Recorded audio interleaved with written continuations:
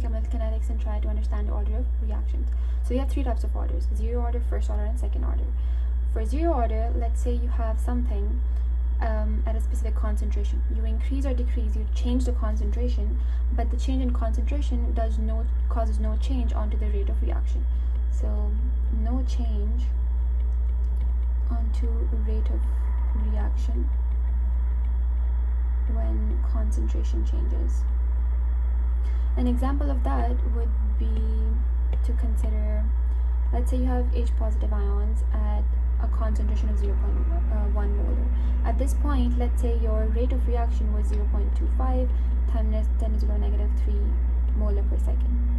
Now it's molar per second because it's the rate, so when something is the rate, you have to take care of the time in it as well. So it's per unit time. So let's say you increased the concentration from 0.1 to 0.2 molar. Now changing the concentration would cause no effect onto the rate. So if it doesn't, that means that it is zero order, because the rate over here remained the same despite of us changing the concentrations. However, when we have first order, the ratio of increase of rate, ratio of concentration, and rate of reaction remains same. So that means that let's say you have H positive ions at 0.1 molar concentration. You increase the concentration to 0.2 molar. At 0.1, let's say the rate of reaction was 2.5 times 10 to the power negative 3 molar per second. Now, because you increase the concentration by 2 times, your rate of reaction would also increase by 2 times. So this would be 0.5 times negative 3 molar per second. So you see how the ratio of these two things, the rate of reaction and the concentration, remains the same. However, even if it was, let's say, times 3, so the rate would also increase by times 3. However, in second order, that is the rate of reaction is square of the ratio of concentration change. So this means that, let's say we had H positive ions at 0.1 molar, and I increased the concentration to 0.2 molar. However, 0.1, let's say the rate was 0.5 times the negative 3 molar per second. Now my new rate would be 1.0 into 10 to the power negative 2 molar per second. Now how did I come about this answer? Well, let's look at the ratio over here. If I have to go from 0.1 to 0.2 in concentration, that means it increased twice. So there was the concentration increased by a factor of 2. Now my rate of reaction, if it had increased by a factor of 2, that would have been first order. But what makes it a second order is the fact that the ratio, which was 2, I have to square it, so it would be 4. So square of 2 and then times 2.5 times 10 to the negative 3, this would give me this new answer. So let's zoom over here. Let's say the concentration for H positive ions was 0.1, but it increased to 0.3 molars. 2.5 times 10 raised to the power negative 3. Now what would be my new concentration, my new rate of reaction? Well, because my concentration is increasing from 0.1 to 0.3, that means that an increase of 3 is over here. So my concentration increased by a factor of 3. If my concentration if my rate of reaction increased by a factor of 3, it would have been first order. But because I'm dealing with specifically second order, I would square my 3 up and then multiply this value 2.5, the initial rate, by this 2.5, and my new rate would be 2.25 times 10 to the power negative 2. So whatever your ratio is, whatever the factor is that is causing the change, you square it up. Okay, now we'll look into this question and try solving it for the order of reactions. So I have to find the order of reaction for OCl negative and I negative. Now I need to find two sets of experiments. Let's just focus on OCl, the order of OCl negative first. So for that, I need to find two sets of experiments or trials where the concentration for OCl negative is constant. OCL negative is changing, but I negative is constant. So that would be trial 1 and trial 3. So why is that I need to make my I negative constant over here? Because if you look at trial 1, it is 0.02, and in trial 3 it's also 0.02. I need to do that because whatever change comes in my rate, so you know how my rate is in the first trial, it is 0.0184 and it decreases to 0.0046. So whatever change came about in my rate was due to the change in OCL negative concentration and not I negative, because I negative was constant in these both reactions. So I'll write down trial 1 and 3 for OCL negative. First thing I need to do is write a rate equation over here. So that would be rate equals K. Now I'll write down my reagents, which is OCL negative and I negative over here. I'll write M and N on the top, so that refers to the order of reactions. Now well, over here I don't really know this, but let's say I already knew that the rate for I negative was 0. So if I already know that, I will just not write the 0 order thing in my rate equation, because it's 0, so anything raised to power 0 would be 1, so that doesn't really cause any change in our rate. So we just don't write whatever has an order of 0. But over here I don't really know if it has an order of 0, so I have to write it. Another thing is, because I have an equation provided to me on the top here, but let's say it said that I have, for example, I have 2 moles of OCL negative reacting over here. That does not mean that OCL negative would have an order of 2. So that does not mean that I would just write instead of M, I would just write 2 over here.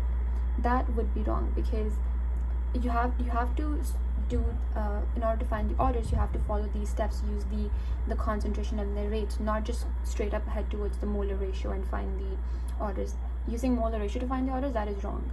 So you have to use these steps to figure out the order of reaction. Now I'll just put a 1 over here to make sure that it's trial 1, and then this would be divided by trial the rate 3 or trial 3. K OCL negative 3 and negative 3, and then you have all M and N. So orders remain the same for all of these reactions. Whatever order you will get would be the same order for all these trials, of course. But also for the value for K, it remains constant for this whole experiment. So whatever the K value is for, that's your constant. So whatever K is for trial 1 would be the same as 2, and in the trial 2, and would be the same as in trial 3. Now for my convenience, I can just, because I know that the value for K is the same, I don't have the K value over here, but I know it's same, so I can just cut these values out here. And also, because the concentration for I negative remains constant, I can just cancel these two and quantities out as well.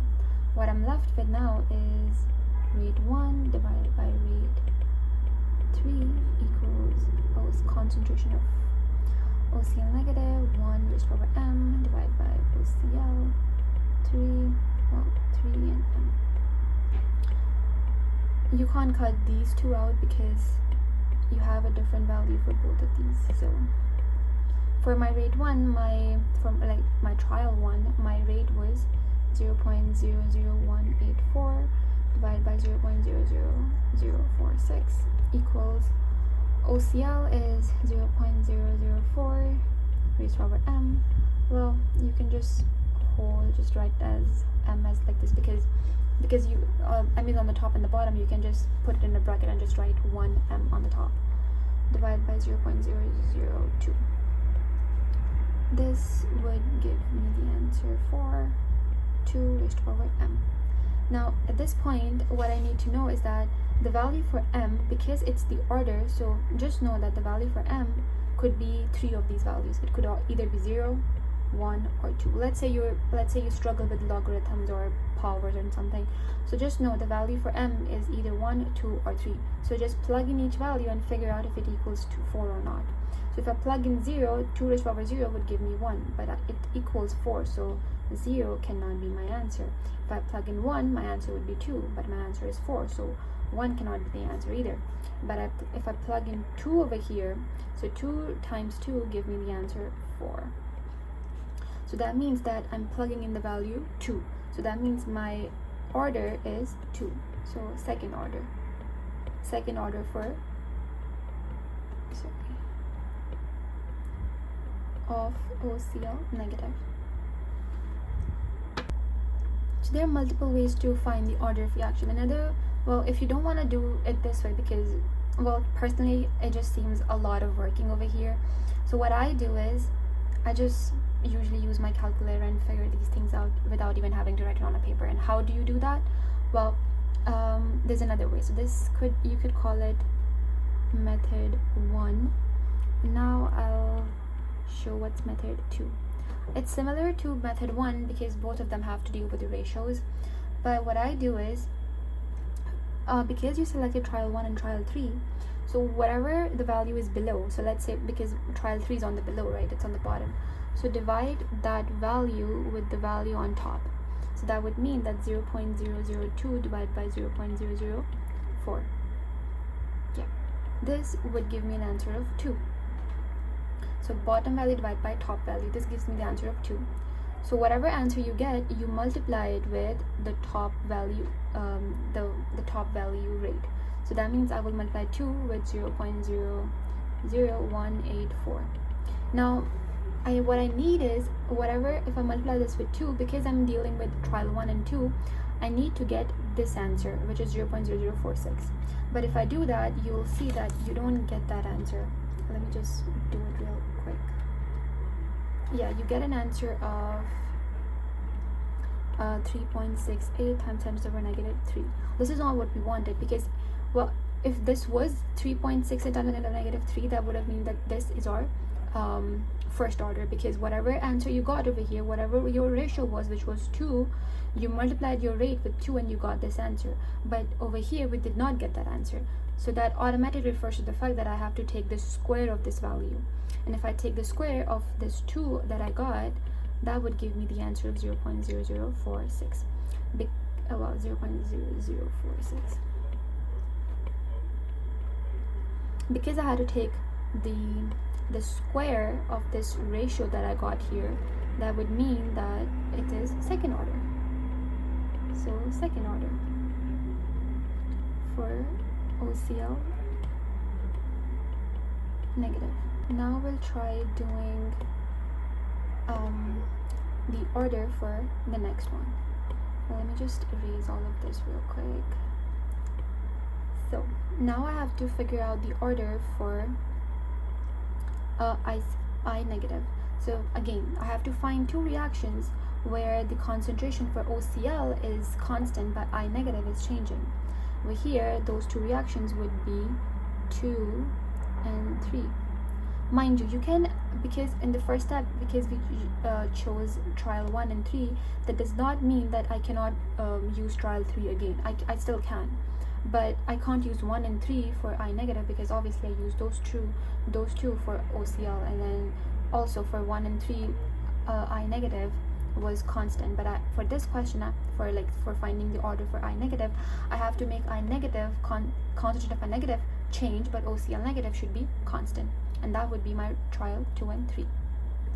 Now whatever the change in the rate is coming, that is because of the change in concentration of I negative, and not because of the concentration change of OCl negative, because there is no concentration change for OCl negative.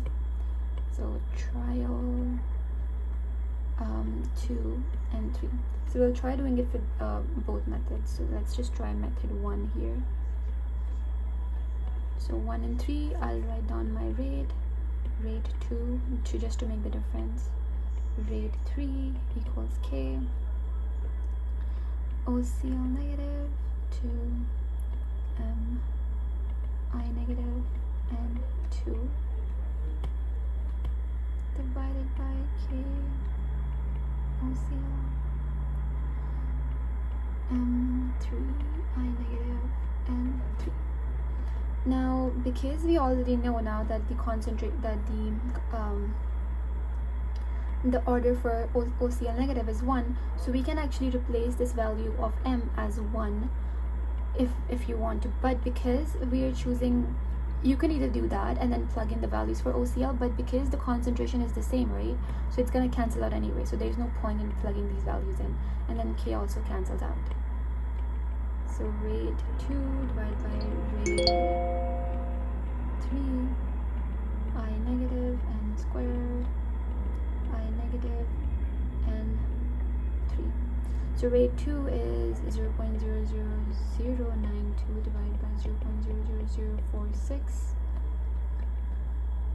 I2 is 0.04, so 0.04 divided by 0.002. We can just put together as n on the top. Now this would give me an answer of 2 equals 2 raised to the power n. Now remember, n could be either 0, 1, or 2. So which one would it be? If I plug in 0 over here, if n is 0, so 2 raised to the power 2 raised to the power 0 would give me an answer of 1. So this 1 is not equal to. So the answer n is not 0. N would be 1. So because I know n is 1, that means I have first order for I negative. Now let's just try doing it the other way. Method 2. Now what I do is, whatever the value is below, so the below reaction is trial 3, right? So the below value over here is 0.02. Remember, you also have to select the same two trials, but because you have to make OCl negative constant. So for 2 and 3, the concentration for OCl negative is constant, and then for I negative it's changing. So that's that specific step of figuring out the equations, that remains constant. You still have to do that part. Now the below value divided by the value on the top. So 0.02 divided by 0.004. This gives me an answer of 0.5. Yeah, 0.5. Now multiply 0.5 with the value, the rate of the above value, above trial. So because I got 0.5, I'll multiply this value with this value, with 0.00925. 0.5 times 0.0092 and 0.0092. Now my goal is to get this value. So let's say if I were to, because when I divided these two values, I got an answer of 0.5. I got 0.5 here. Now if I multiply 0.5 here, I should be getting this value. Do I get this value? Yes, I do get this value. So that means that 0.0046 I have first order, because whatever my ratio was, I multiplied the same ratio with the rate and I got the answer, which is 0.0046. However, let's say I hadn't got that answer, so that would be because I have to square it, and if I squared the ratio, which is 0.5, if I square it and I get this answer that I desire, that would mean that it's second order, because I have to square it up. And then if you ever wonder how would zero order look like, well, that would mean that if the answer was 0, well, 0.5 times 0.5 times to the power 0, which is 1. So that means the answer over here should actually be 0.0092, which is similar as this answer. If these two answers are same, that means that it's 0 order, because the rate didn't change. The concentration changed, but the rate remained constant. We'll try looking at this question and try solving it for the order of reactions.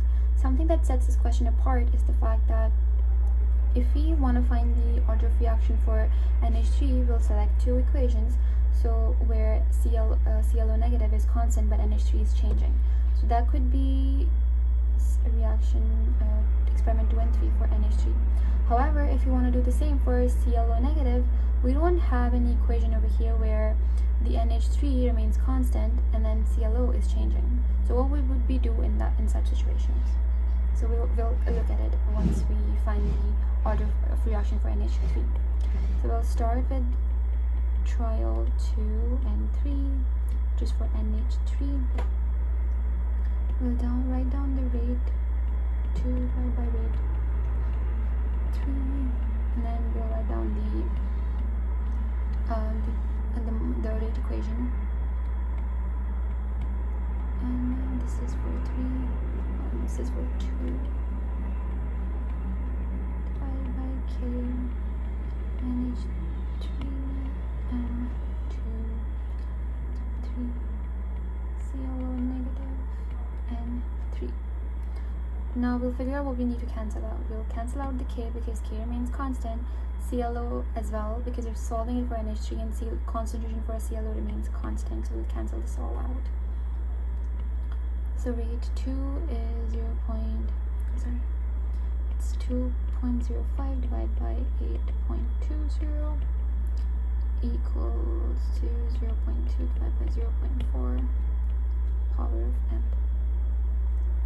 Now this would equal 0.25 or 5. This would 0.25 raised to power m. Now I'll put in this m could be 0, 1 or 2. So it would be 2. If I plug in 2 over here, that would give me an answer of 0.25. So m equals 2. So that means that NH3 is second order. Now let's just try doing it the other way as well. So well, I select a reaction experiment 2 and 3, and then the below value divided by the above value. So 0.4 divided by 0.2, that would give me an answer of 2. And now because I get the value 2, I will multiply that value with the above value, which is 2.05. So multiply with 2, I expect this value. But do I get that value by multiplying with 2? No. So I square the value up, and now do I get this value? Yes.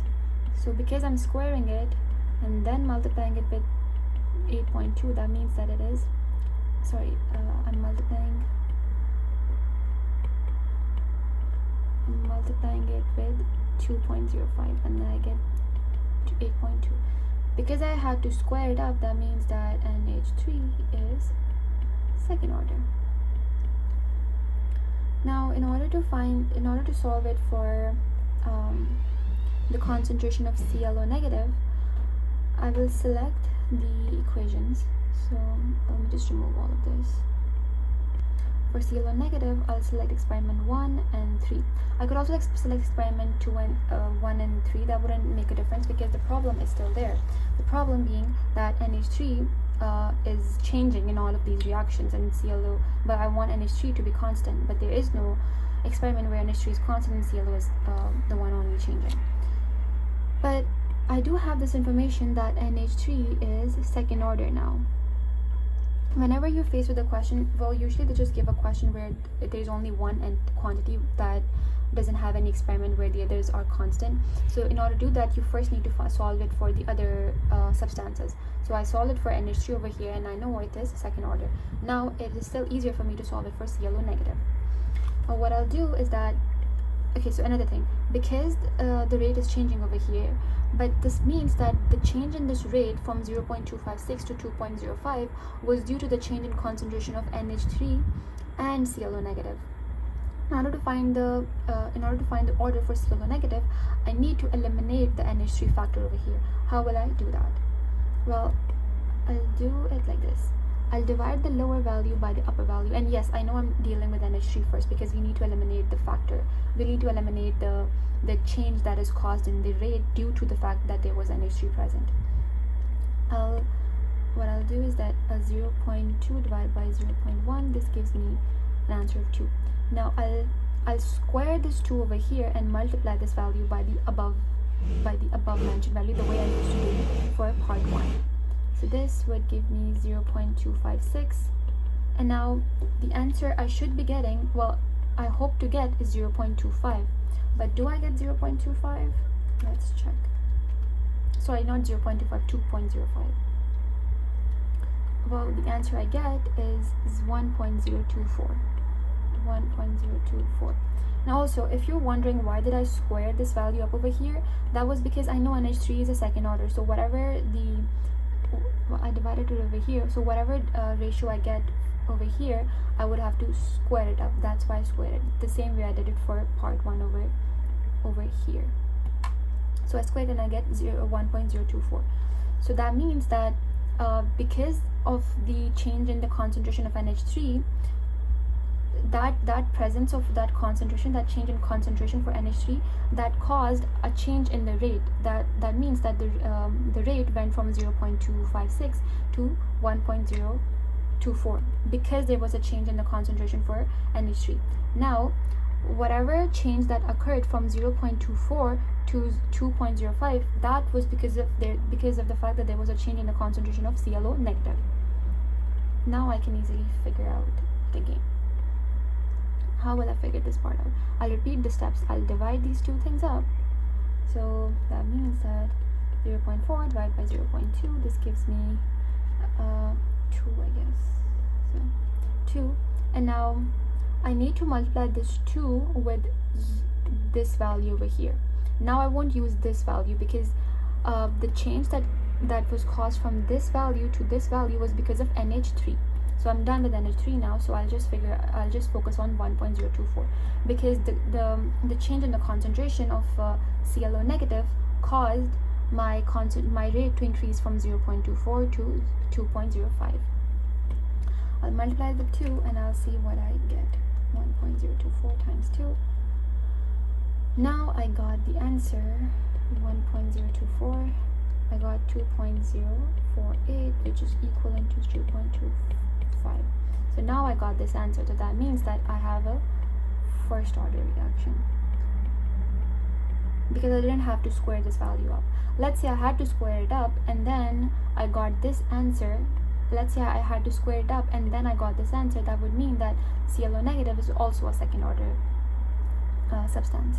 But I didn't have to do that. I just had to, whatever factor I got from the division here, I multiplied it with this value and I got this answer. So it's first order. And let's say that, for example, let me just change this up real quick. Let's say that over here, when I divided these two up and I had the factor that was 2, so I squared the value for 2 up and I multiplied it with this value, so 0.256. Let's assume that this answer gives me 2.05. Let's say that this does give me, it doesn't, but let's say it gave me the answer 2.05. What would that mean? Well, that would mean that the change in the rate is only due to NH3. We were expecting the value 2.05 and I got the 2.05. That would automatically refer to the fact that ClO negative is 0 order. Because I wanted the rate 2.05 and I got that because of NH3. The change in the concentration of ClO negative didn't have anything to do with the rate over here. But I didn't get that answer, so there was something to do with ClO negative. But in case you still don't understand how to do it, just let me know or send some questions that you have problems with and we'll look into those questions.